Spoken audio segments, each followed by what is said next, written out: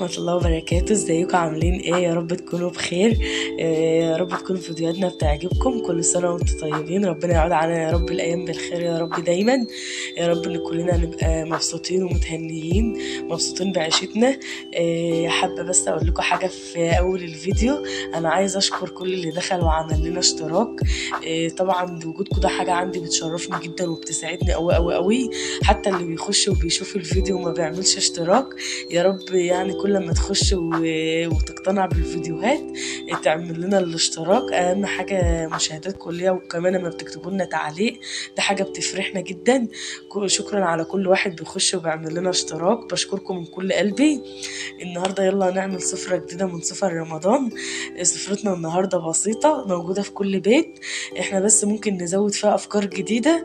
ويلا نشوف الافكار اللي هنبدأ نزودها مع بعض. النهاردة فطارنا اللي هنعمله فطار بسيط على قدنا كده، على قد كل بيت. هنعمل النهاردة كشري عدس. هنا جبنا معانا كوبايتين من الرز، عليهم كوبايتين من العدس. وهنا معانا بطاطس قشرناها وقطعناها مدورة. وهنا معانا بيض. البيض احنا اول حاجة هنبدأ نعملها، احنا هنسلق البيض لان هنحتاجه يسقع. بعد ما نسلقه هنحتاجه يسقع خالص، فاول حاجة هنبدأ نعملها الوقت البيض. اما نيجي نسلقه هنحط مية، وهنحط عليه معلقة صغيرة من الخل ومعلقة وحبة من الملح. الخل عشان خاطر يخلي القشرة متماسكة فيها، اما نيجي نقشرها ما يطلعش معانا جزء من البيض. والبطاطس نفس الحكاية. البطاطس هنعمل ايه؟ هنحط شوية من الملح، شوية من الكمون، شوية من الكزبرة، ومعلقة صغيرة خالص خالص خالص من الثوم المفروم. الثوم المفروم هيدي لها طعم جميل جدا جدا جدا، وهيدي لها قرمشة برضو واحنا بناكل مع بعض واحنا بناكل. فيلا بينا هنبدأ الأول نولع على البيض ونولع على البطاطس ونكمل بقية وصفاتنا. وهنا بقى المقادير اللي هنحطها على البطاطس. سر البطاطس هتخليها جميله جدا جدا معانا. هنا حطينا معلقه شويه صغيرين من الكزبره، ونطره صغيره خالص من الكمون، يمكن بس الكاميرا مكبراهم شويه، والملح بتاعنا المظبوط، ونص معلقه صغيره من الثوم. وهنا بقى هنزودهم على البطاطس اهو، وهنقلبهم مع بعض وهنحطهم بقى على النار تسخن. احنا هنا ولعنا على البيض بتاعنا يتسلق. انا طبعا مش راضيه اقول لكم، احنا طبعا عايزين البيض يبرد خالص، عشان هقول لكم على فكره جديده هتحببكم في البيض جدا جدا، غير المسلوق وغير المدحرج كمان اللي احنا بناكله. فكره جديده خالص، استنوا معانا في اخر الفيديو وهتعرفوا الطريقه، ونشوف مع بعض الطريقه هتعجبكم جدا جدا جدا، يا رب تعجبكم. هنا بقى هنولع على البطاطس بتاعتنا تتسلق، وهنغسل الرز طبعا ونولع عليه. كلنا عارفين طبخ الكشري. ونشوف بقية وصفاتنا مع بعض. يلا مع بعض دلوقتي.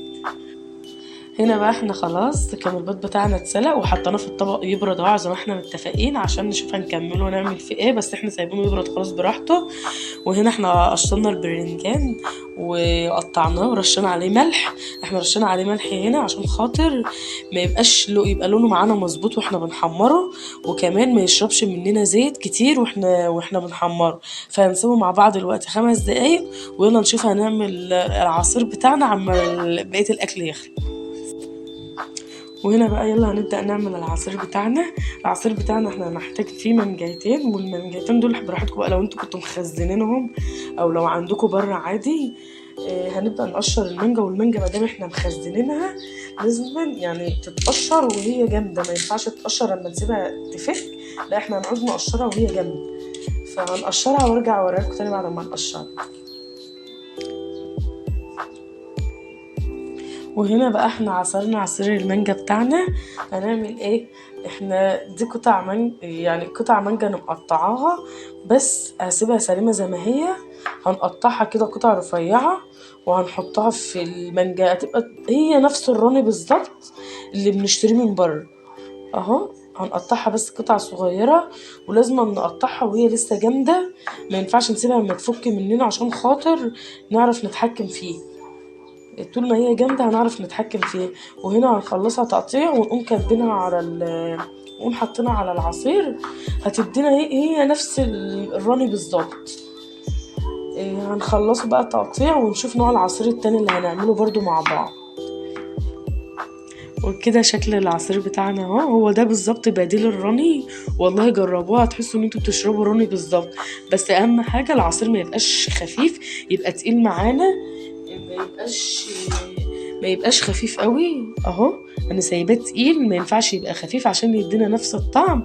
وبرده في نفس الوقت اما نيجي نقطع المانجا اللي احنا هنقطعها عشان نحطها قطع في قلب عصير المانجا، لازم تبقى جامده، ما ينفعش نسيبها تفك مننا عشان نعرف نتحكم فيها نقطعها صح.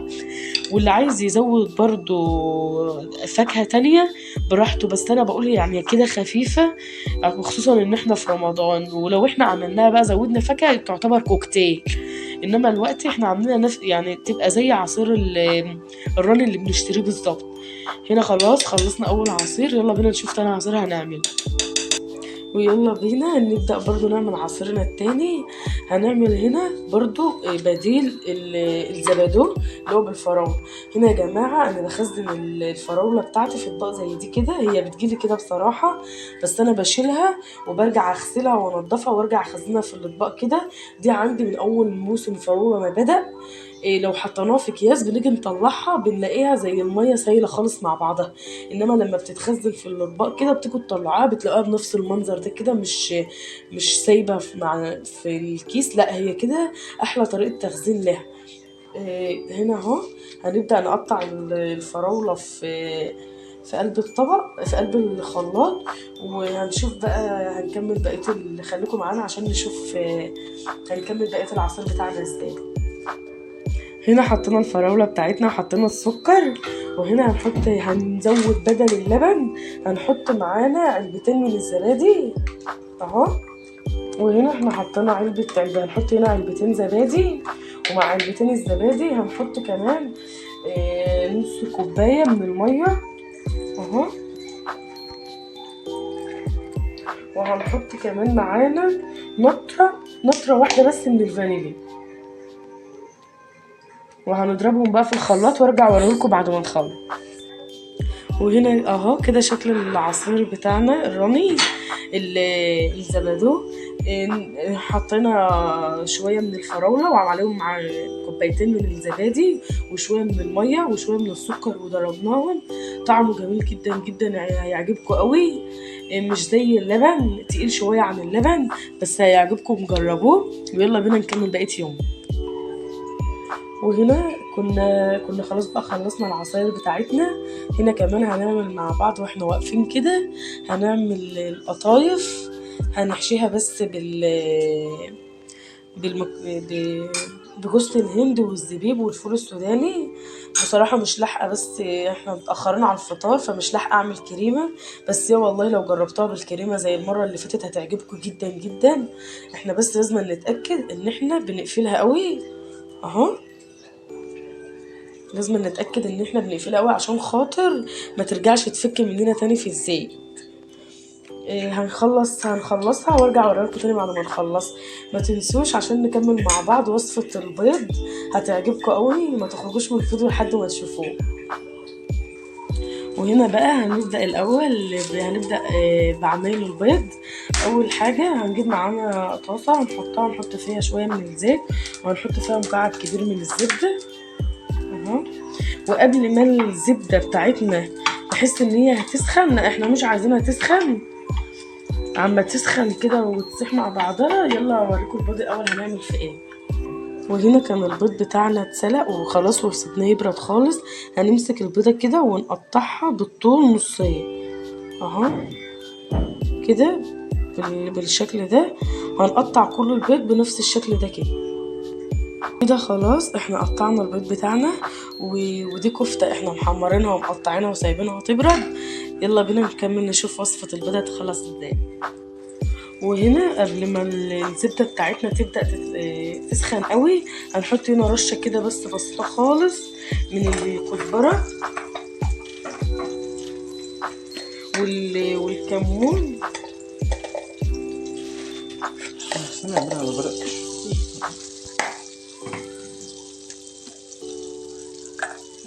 والفلفل الأسمر اهو. دي البهارات اللي احنا هنحطها. وهنحط معانا بس كمان شويه فلفل وشويه ملح. هنحط كمان نطره من الملح، نطره بسيطه خالص من الملح هنا هنبدأ نعمل تشويحة بس للبهارات بتاعتنا كده، وهنبدأ نسقط البيض واحدة واحدة فيه. يلا بينا هنسقط البيض ونرجع نوريها لكم تاني. وهنا كنت رصيت خلاص البيض، هنبدأ بقى يلا نحط كمان الباقي. هنحط هنا الكفتة بتاعتنا، هنرصها كده بالراحة، هنبدأ نوزعها في قلب الطاسة، نرصها واحدة واحدة. جربوها يا جماعة والله هتحبوه جدا جدا بالطريقة ديت، وخصوصا هتغيروا منه في الشكل. وهنا بقى كان ده شكله. وهنا هنبدأ نزود الجبنة بتاعتنا اهو، هتغير من طعمه جدا. هنبدأ نزودها كده وهوريها لكم بقى بعد ما تخلص. وده كده شكل البيض بتاعنا، جربوه والله جميله جدا، جميله قوي قوي. جربوها بنفس الطريقه دي، حاجه غريبه وجديده، مش بنكرر، مش بناكله مسلوق، ده بالعكس بيدينا طعم جديد. وهنا خلاص حمرنا البطاطس بتاعتنا وعملنا السلطه، وده الكشري بتاعنا جميله جدا، وحمرنا البرنجان. وهنا ده بتاع العصير المانجا، عامل زي الرن بالظبط زي ما احنا اتفقنا، عصرناه وقطعنا فيه قطع المانجا. وده القطايف بتاعتنا، وده العصير الزبادو، الفراولة بالزبادي. طريقة جميلة جدا وخفيفة، جربوها هتعجبكم جدا. وارجع اقول لكم تاني انا مش ناسية والله، انا فرحانة جدا باي حد دخل وعمل لنا اشتراك. ربنا يخليكم، ويا دايما اكون مشرفاكم، ودايما اكون عند حسن ظنكم. كل سنة وانتم طيبين، ربنا يعود علينا يا رب الايام بالخير يا رب ومنه بركات. كل سنة وانتم طيبين.